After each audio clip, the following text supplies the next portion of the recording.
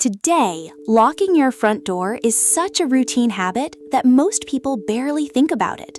Whether you live in a city apartment, a suburban house, or a rural cottage, chances are you trust a small piece of metal and a few mechanical components to keep your belongings safe.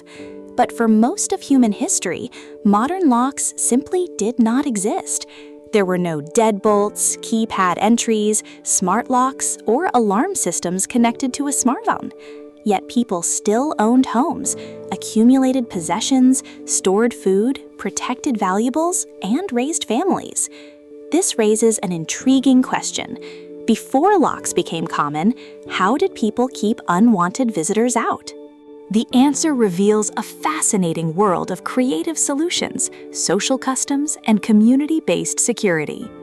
In ancient villages, medieval towns, and frontier settlements, people relied on methods that often seem strange to modern eyes.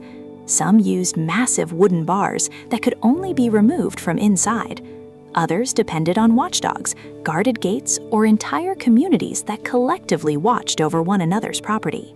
In many places, reputation and social pressure served as a stronger deterrent than any physical barrier. The history of home security is also a history of human trust. In small communities where everyone knew each other, a stranger's presence could immediately attract attention. Meanwhile, wealthy households often invested in elaborate defenses, while ordinary families relied on practical and inexpensive methods. Throughout history, the challenge remained the same. How do you protect your home when valuable possessions are inside and threats may be outside? In this documentary, we'll explore the surprising and often bizarre ways people protected their homes before locks became common. From ancient civilizations and medieval castles to isolated frontier cabins and crowded city neighborhoods, we'll uncover how generations of people safeguarded their lives and property long before the familiar click of a lock became part of everyday life. For much of human history, the strongest protection for a home wasn't a lock at all, it was other people. In small villages and settlements, communities functioned as a living security network. Long before organized police forces existed, neighbors kept watch over one another's homes, animals, tools, and food supplies. In many places, this social system was surprisingly effective. Imagine a farming village several thousand years ago. Most families had lived in the same area for generations. Everyone knew everyone else, and strangers stood out immediately. If an unfamiliar person wandered through the village, dozens of eyes would notice. Suspicious behavior could spread through conversation faster than any modern neighborhood watch message. A thief couldn't easily hide among people who recognized every face in the community. This close-knit environment meant that reputation carried enormous importance.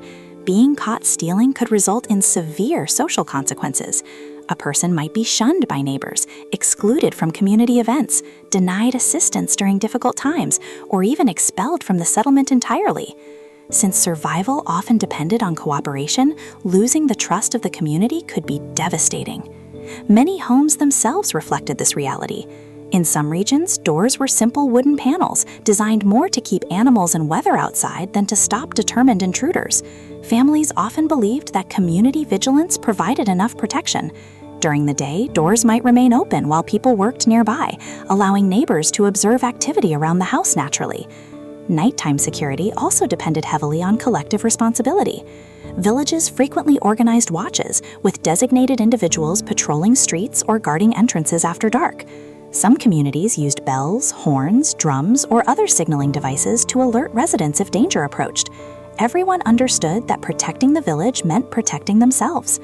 While this system wasn't perfect, it worked remarkably well in many societies for centuries. Before advanced locking mechanisms became widespread, trust, familiarity, and shared responsibility often served as the first line of defense against crime, proving that sometimes the strongest security system was an entire community working together. Long before sophisticated locks were invented, people understood that creating a physical barrier was the first step toward protecting a home. Some of the earliest houses built by ancient civilizations included simple doorways that could be covered with wood, woven reeds, animal hides, or heavy panels. These early doors were not designed with complex locking systems in mind. Instead, they focused on creating a sturdy obstacle that would discourage intruders and keep out wild animals. In ancient Mesopotamia, Egypt, and other early civilizations, homes often featured thick wooden doors that could be secured using simple bars. A heavy wooden beam might be placed across the inside of a doorway, fitting into slots carved into the walls. From the outside, removing such a bar was nearly impossible without breaking the door itself. This method required no metal parts and could be constructed using local materials, making it accessible to ordinary families. The effectiveness of these barriers depended largely on their size and weight. Some doors were so heavy that forcing them open required considerable effort and noise. In crowded settlements, the sound of a door being smashed could quickly attract attention from neighbors, making theft a risky endeavor. Even if the barrier could eventually be broken, it bought valuable time for occupants to react. Ancient builders also paid attention to the location of entrances. Many homes had narrow doorways, limiting the number of people who could enter at once. Some houses featured inner courtyards surrounded by walls, creating an additional layer of security. Anyone entering the property had to pass through multiple barriers before reaching living spaces or storage areas. These early solutions reveal an important truth about home security. The goal was often not to create an impenetrable fortress, but to make intrusion difficult, slow, and highly visible. By combining sturdy doors with community awareness, ancient societies developed practical methods of protection long before modern locks became a common feature of everyday life. One of the most widespread security devices in history was astonishingly simple: a large wooden bar. Across countless civilizations and cultures, this humble invention protected homes for thousands of years before metal locks became affordable and widespread. Though rarely discussed today, it may have safeguarded more households than any other security method in human history. The concept was straightforward. A thick wooden beam was placed horizontally across a door after it was closed. The ends of the beam rested in specially carved brackets or slots built into the walls. When positioned correctly, the bar prevented the door from opening inward. The heavier the beam, the more difficult it became to force the door open from outside. This method offered several advantages. First, it required very little technology. A family needed only wood and basic carpentry skills to create an effective security system. Second, the bar was durable and easy to maintain. Unlike metal mechanisms that could rust or break, a wooden beam could often last for years with minimal care. Historical records show that barred doors were used in ancient Egypt, Greece, Rome, China, and countless other regions. Even medieval European homes frequently relied on wooden bars as their primary means of security. In castles and fortified buildings, enormous beams reinforced gates and entrance doors, sometimes requiring multiple people to move them. The psychological effect was also important. A visible, solid barrier signaled that entering the property would require significant effort. Potential thieves often preferred easier targets, especially when being caught could result in harsh punishment. Breaking through a barred door created noise, attracted attention, and increased the risk of failure. While modern people may view such a device as primitive, the wooden bar remained effective for centuries because it addressed the basic challenge of home security. It transformed an ordinary door into a formidable obstacle, proving that sometimes the simplest solutions endure the longest. Long before keyholes and deadbolts became familiar sights, countless families trusted a single piece of wood to stand between their homes and the outside world. Long before electronic alarms, motion sensors, and security cameras, people relied on one of humanity's oldest companions for protection: dogs. Throughout history, guard dogs served as one of the most effective ways to defend homes, farms, and property. Their sharp senses, loyalty, and ability to detect danger made them invaluable in a world where locks alone could not guarantee safety. Dogs possess hearing and smell capabilities far superior to those of humans. A dog could detect approaching strangers long before the occupants of a home noticed anything unusual. Even in complete darkness, a guard dog could sense movement, unfamiliar scents, or suspicious sounds. The barking that followed acted as an early warning system, alerting the household and often frightening away intruders before they even attempted entry. ancient civilizations understood this advantage well. Archaeological evidence suggests that dogs were used for guarding purposes in Mesopotamia, Egypt, Greece, and Rome. Wealthy households often kept large, powerful dogs specifically trained to protect property. Roman writers even described homes displaying warnings about dangerous guard dogs, a practice surprisingly similar to modern beware of dog signs. In rural communities, dogs protected more than houses. They guarded livestock, food stores, and valuable tools. Losing animals to thieves could threaten a family's survival, making canine protection especially important.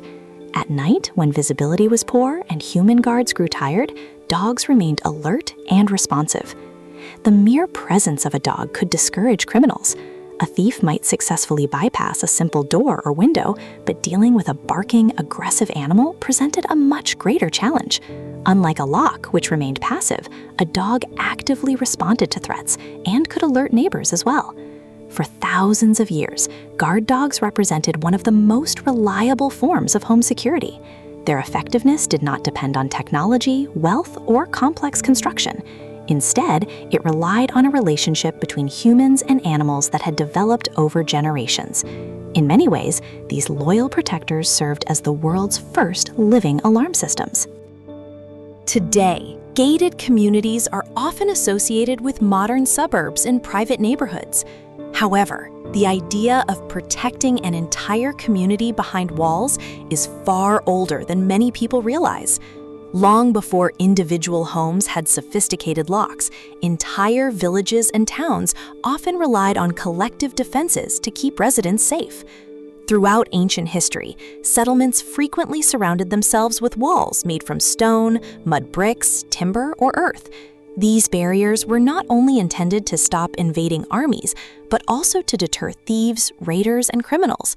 Instead of securing every individual home, people focused on controlling who could enter the community itself. Many villages had only one or two entrances. During daylight hours, these gates remained open to allow trade and travel. At night, however, they were closed and guarded. Once the gates were shut, outsiders could not easily enter without attracting attention. This system greatly reduced the need for elaborate security measures inside the settlement. Medieval towns across Europe often followed this model.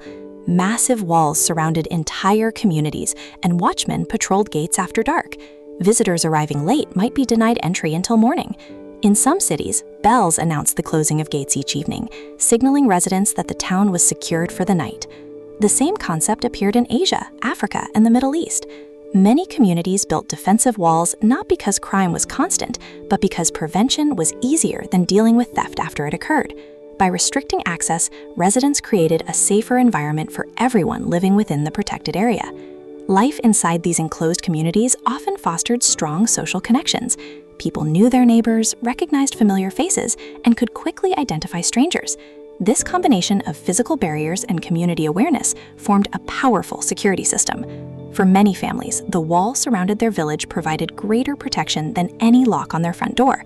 Rather than defending each house individually, entire communities worked together to create a shared zone of safety. It was a practical solution that remained effective for centuries and influenced urban planning long before modern home security became commonplace. Even with sturdy doors, village walls, and guard dogs, people throughout history understood that no security system was perfect. Thieves could still find ways into homes, especially when families were away or asleep. As a result, many people developed a different strategy. Instead of trying to protect everything, they focused on hiding their most valuable possessions. Across many cultures, homes contained secret compartments designed to conceal money, jewelry, important documents, and other treasured items. Some were built into walls, beneath floorboards, behind fireplaces, or under loose stones.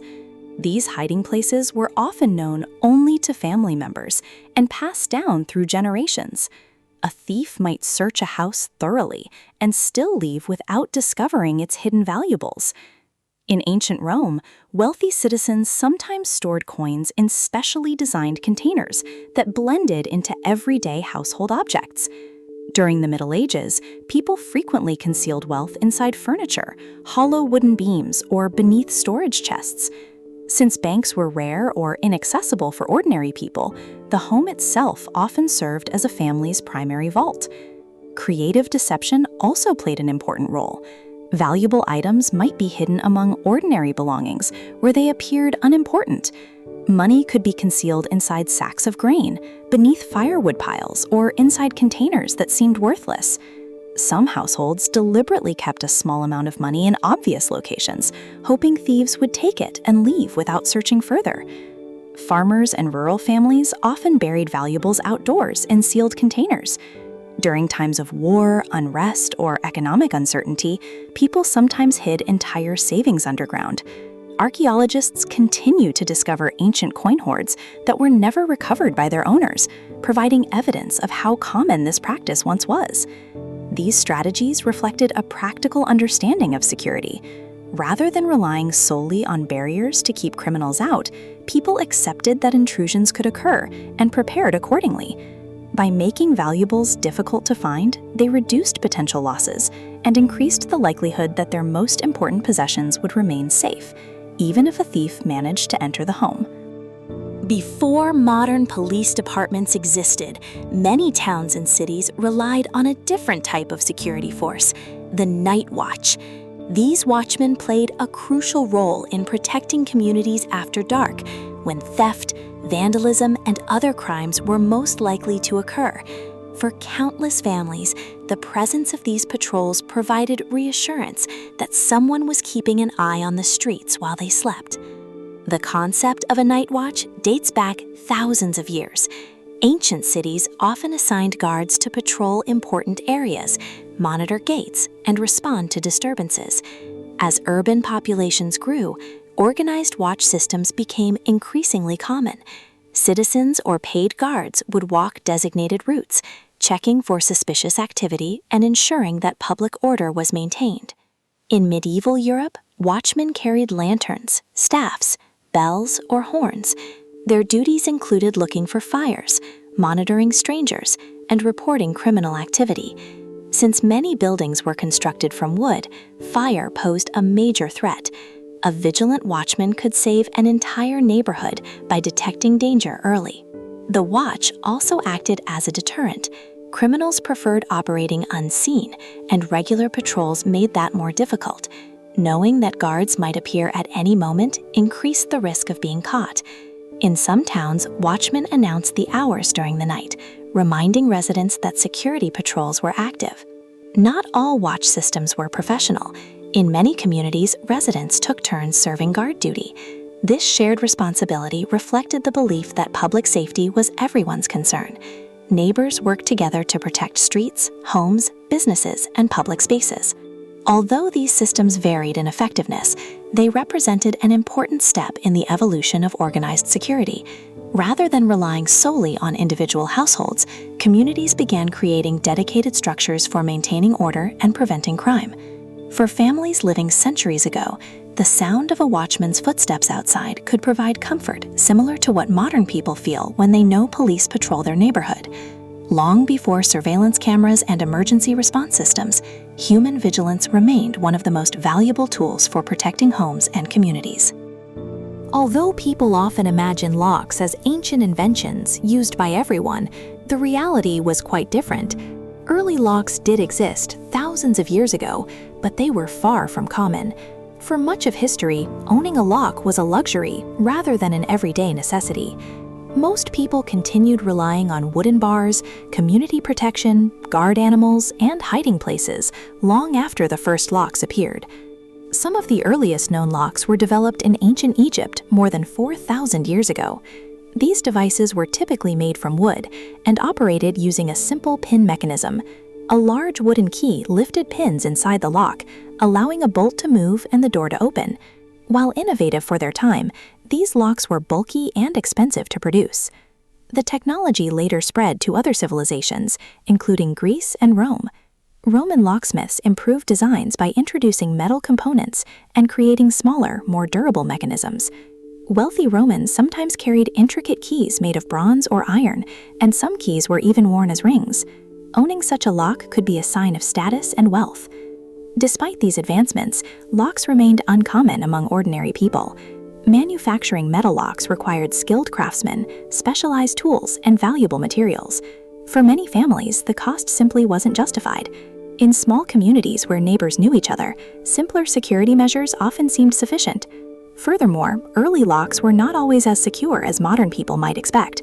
Skilled thieves could sometimes bypass them, and poorly made locks offered limited protection.